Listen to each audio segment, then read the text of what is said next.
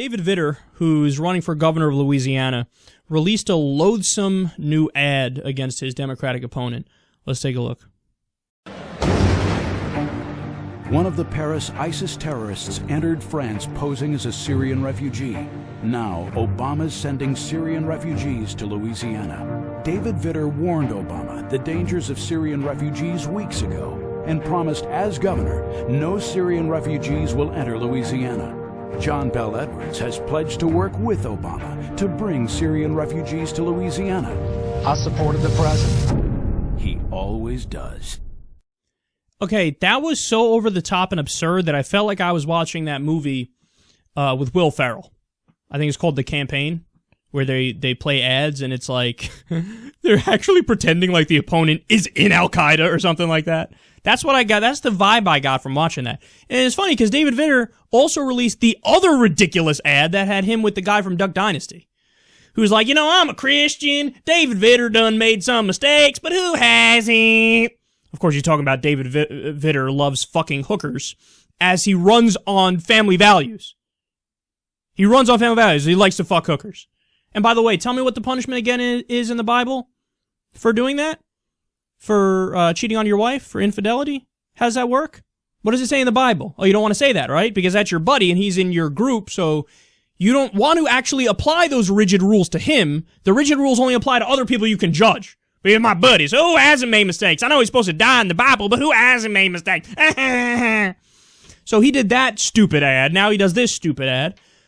Everything there was false. So first of all, it's not true that one of the terrorists was a Syrian refugee. So I take it you're going to retract the ad, right? Because, oh my God, I look so stupid.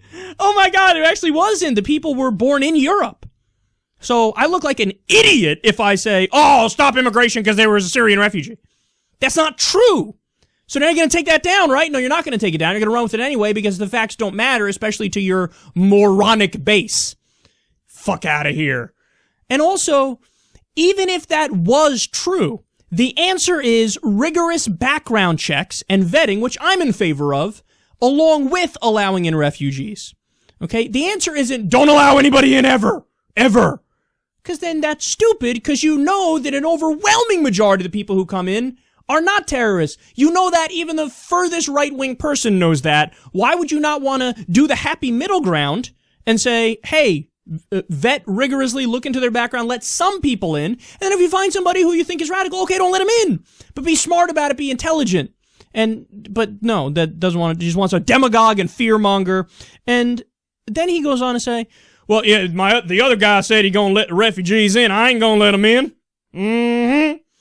Except you don't have the fucking authority to pick that. I love this. Over half the states in the U.S., all of them with Republican governors except one. So all red states except one said, we're not taking in any Syrian refugees. Ha ha, how about that? And what these morons don't realize is you don't have the authority to do that. So you didn't actually get anything accomplished here, and all you did is broadcast your ignorance and your bigotry to the world. You don't even have the authority, but you're like, I will refuse to let in Syrian refugees. That's nice. It's a federal government policy. You got no say in the matter. Shut the fuck up. But they're like, no, I will stop them. David Vitter runs an ad right here saying, I will stop them. You can't. You don't have the authority to do it.